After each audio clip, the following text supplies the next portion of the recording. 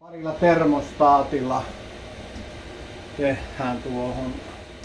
Eli kytketään lämpötermostaatti. Tehdään semmoisella pienellä rahalla. Tuohon paketit auki. Eli nämä on Kiinassa ei maksa kuin vajaa euron kappale maksaa. Eli näillä saadaan lämmitys päälle ja pois päältä. Ja nämä loppujen lopuksi aika yksinkertaisia on kytke on nämä. Ja nämä on sitten noin lukija-anturit tuossa. Vähän tuosta kaavia tuosta termostaatista, minkälainen mulla on nyt tulossa. Tuossa rakennelma on. Niin siitä on mulla sitten parempi kaavio. Pitää tehdä minun vähän myöhemmin. Eli lähdetään tuosta ohjauspaneelista liikkeelle. Eli tuossa ohjauspaneeli ja ohjauspaneelilla on 3 kytkintä. Tossa ja tossa ja tuolla ja tuolla. Ja nämähän kytkimet on tää OK-kytki ja tämä on ratas.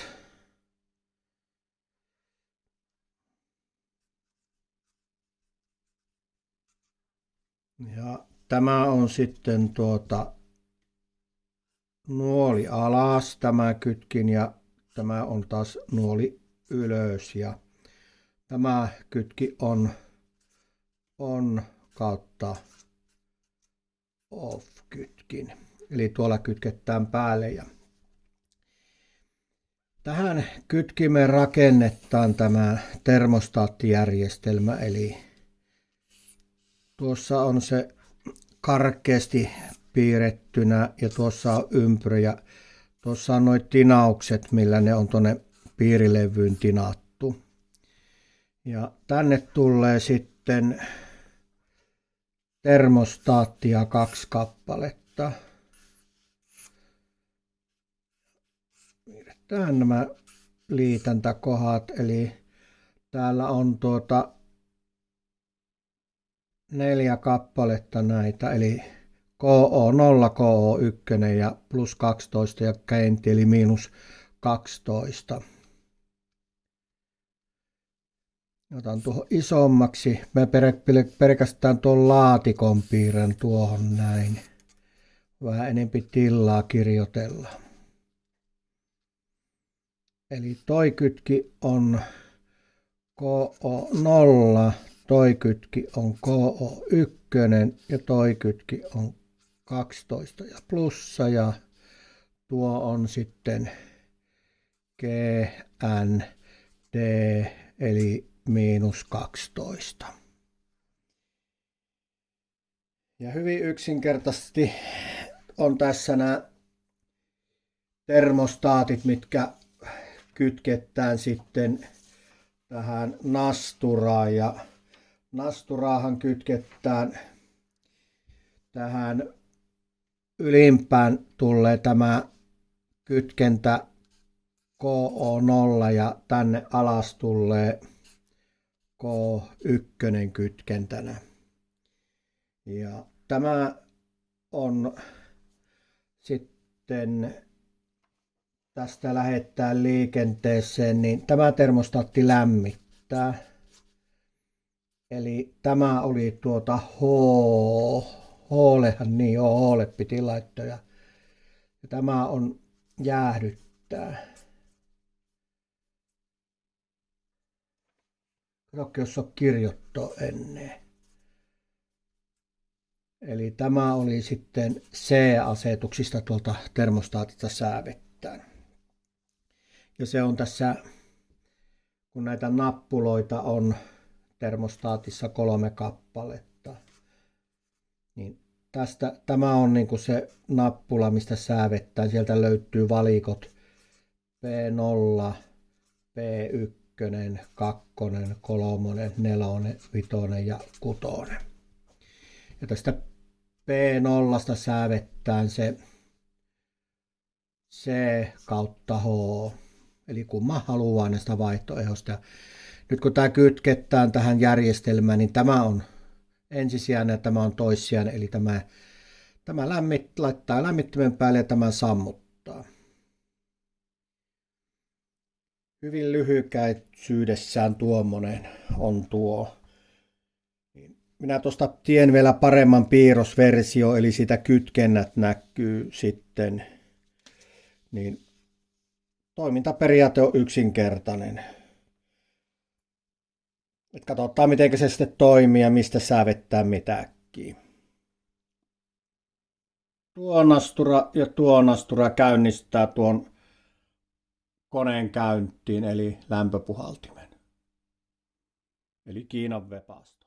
Tässä näkyy tämä kaavio nyt paremmin. Eli tuo KH0, mikä kytkeytyy tuohon paneelin nappulan, mikä on kolvattu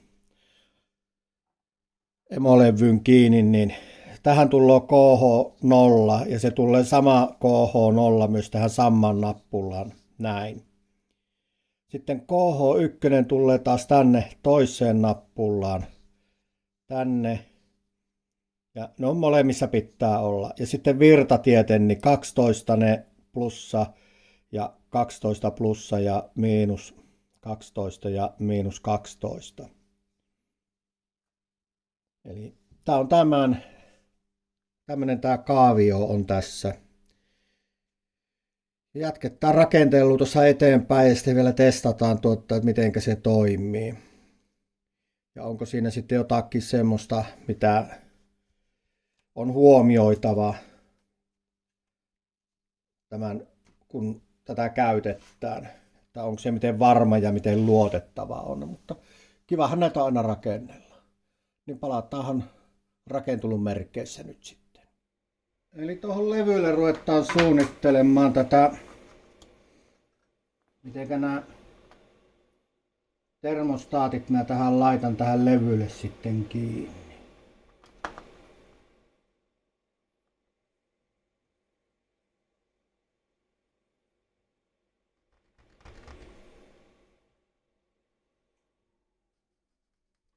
Noin. Siitä mä sitten leikkaan tuon palasen poikkeen. Tämmönen sitä tuli pikaversiosta. Eli nyt minä sijoittelen tuohon noin termostaatit kiinni, niin on paljon helpompi minun sitten näitä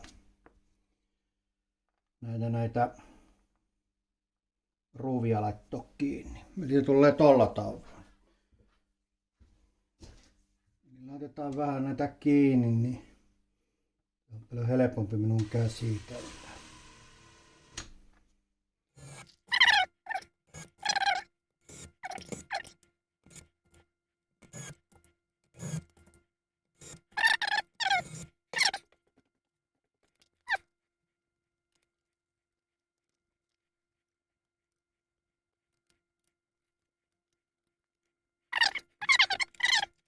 Paneeli tulee tähän näin. Pitää tänne rakentaa vielä kohokkeet näihin, kun täällä on, tuossa on toi lämpötilan lukija. Lämpötilan lukija on tuolla ja tuolla on sitten tuommoinen vastusta, mikä transistori tai joku on. Niin minun pitää tää saada pikkusen koholleen tähän näin.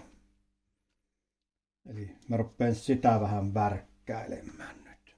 Noin, minä nyt tuossa tein tämmöiset pienet puupalikat tuohon alle vain, niin tuolta toinen vähän kiinni.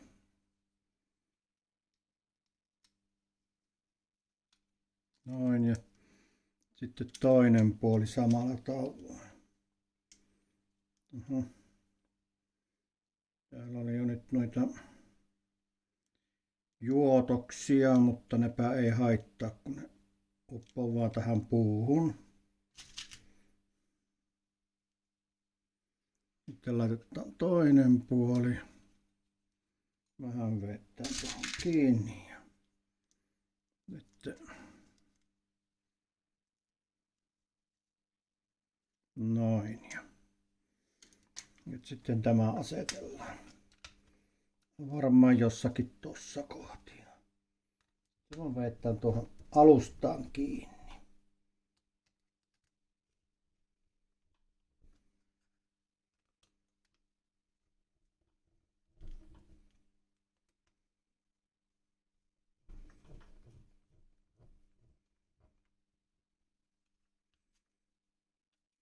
tuohon tinauksen ja tuohon tinauksen eli laita johon.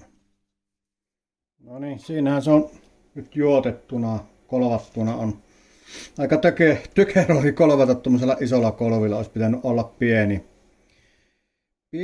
kolvi. Ja nyt mä nuo johot sitten paan tuohon vähän napakammin kiinni, että ne ei pääse liikkumaan eikä mitään. Niin. Noin laitoin pienellä pahan johon kiinnikkeellä tuohon. Niin. Eli KO1 otetaan täältä pikkusen. Kuorittaa näin. Sitten taas pyöräytetään. Vähän muuttaa tätä kuvaus, mutta kyllä se. Ja sitten otetaan täältä toinen lanka ja mitataan tuohon K1, eli täältä mitataan lanka tosta kohti suurin piirtein poikki, noin. Ja sitten taas kuorittaa sitä vähäsen.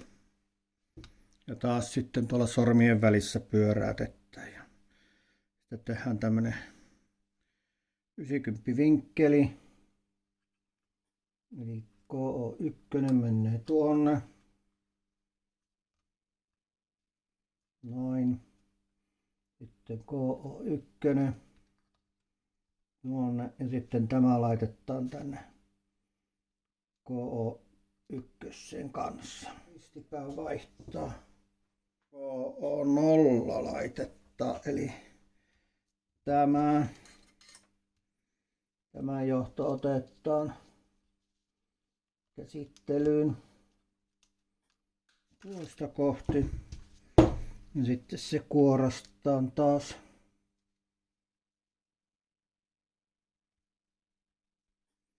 no ja sitten punouttaa vähän sitä. Ja laitetaan tuonne. Eli K0 ja sitten pannaan tämä tuonne rinnalle.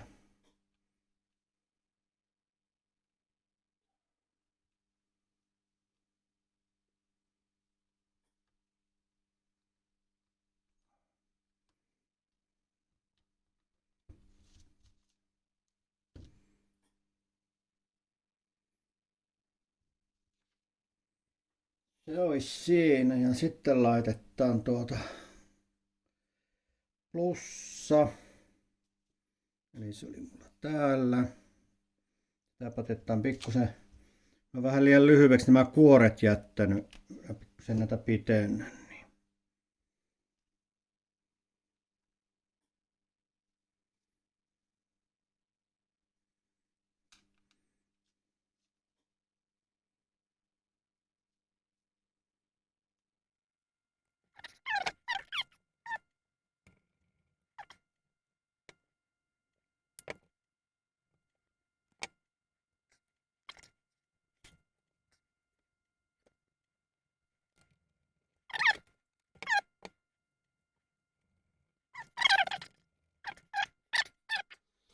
Tämä termostaatti tässä, mikä on tämä ylempi termostaatti, niin tämä käynnistää tämän koneen ja tässä on se oletusarvo H ja tässä on oletusarvo kakkostermostaatissa on C.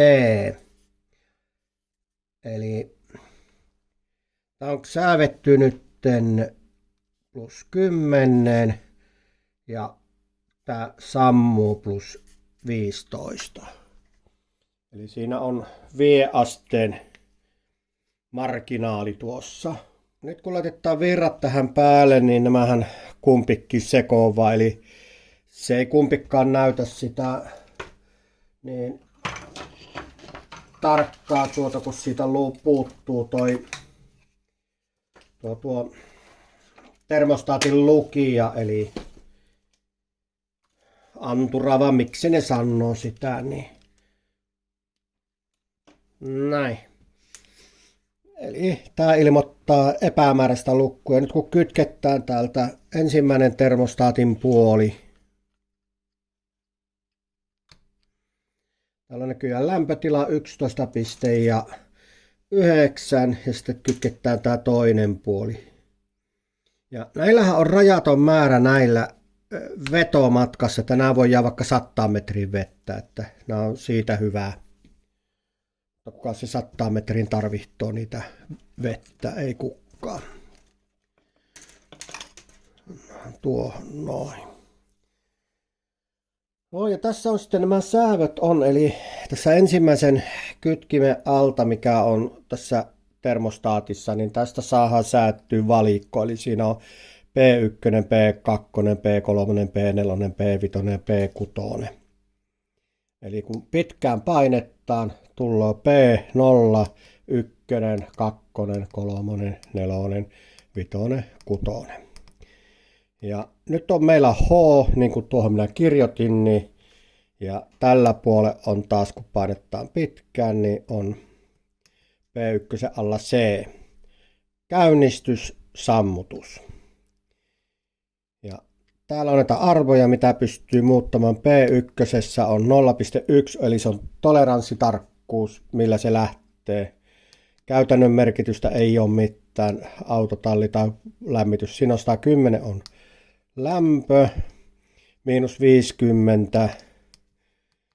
Ja sitten tässä on tämä kaapelin pituus, eli tämä lukijan pituus, tämä kun on nyt lyhyt, niin tähän on pitänyt laittaa -23, eli tällä voidaan kalibroida se toi kaapeli tuolta, että saadaan toleranssiin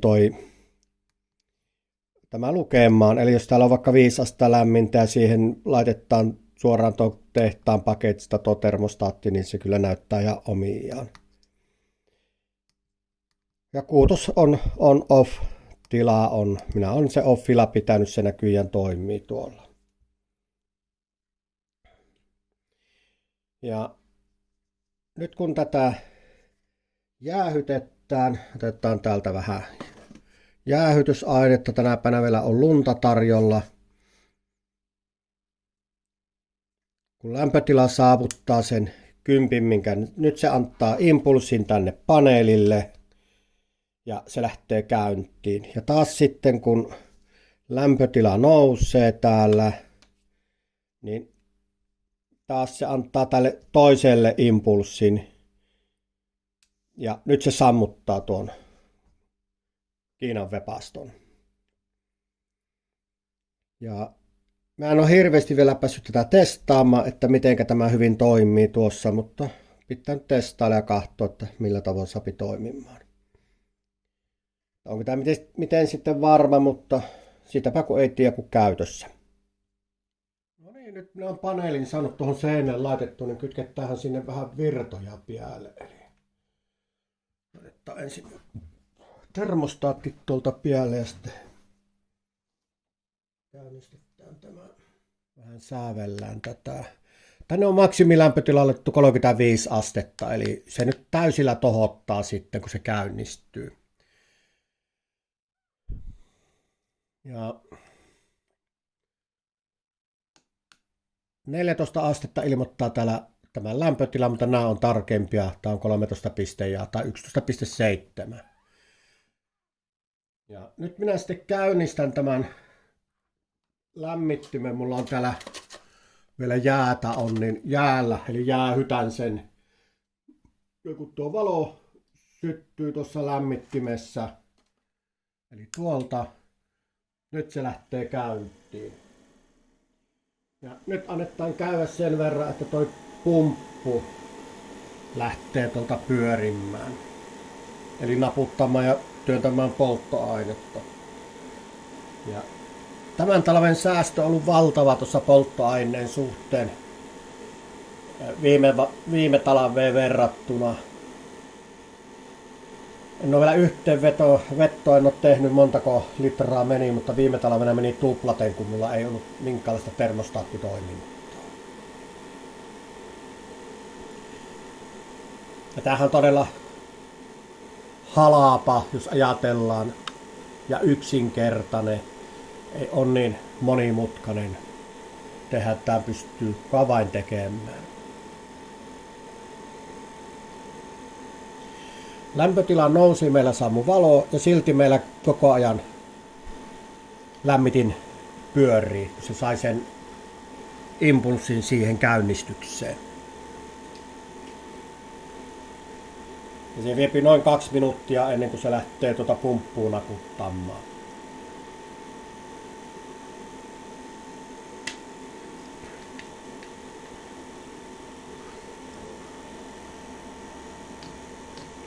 Nyt lähti pumppu käyntiin, noin 2 minuuttia menee siihen.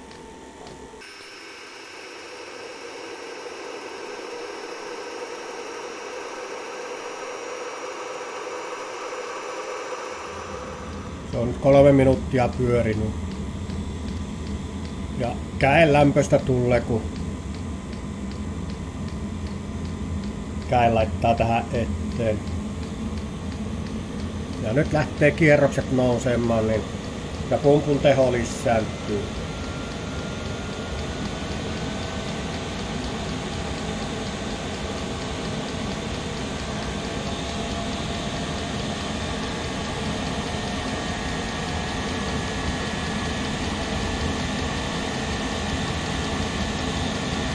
Ja nyt minä sitten lämmitän tätä toista anturia käellä, eli saavutetaan se 15 astetta, niin ne pitäisi kohta lähteä sammumaan. Noin, ja sinne tullaan nyt off. Ja nyt se sammuu tuo lämmitin.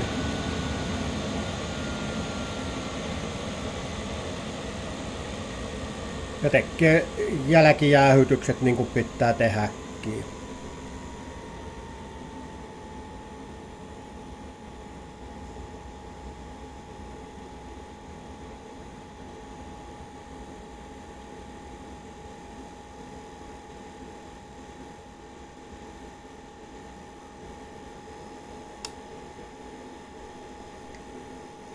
Ja vaikka tuo valo tuolta sammu poikkeen, niin silti se jäähyttää tämän lämmittimen.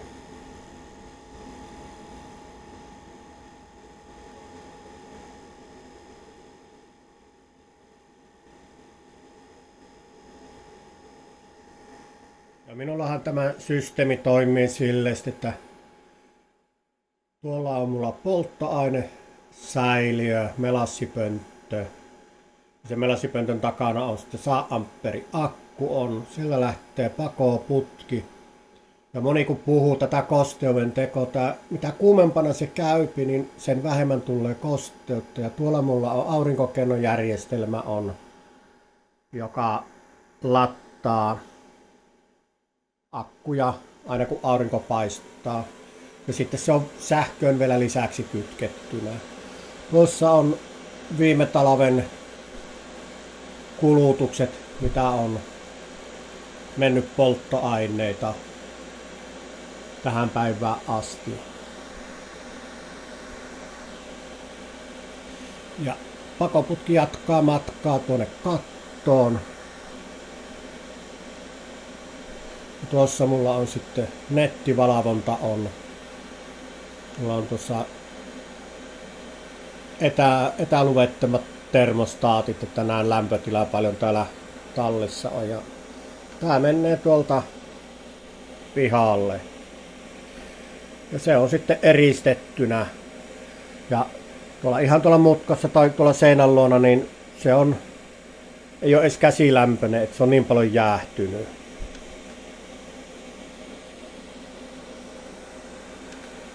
Hyvin tämä systeemi on nyt tänä talvena pelittänyt.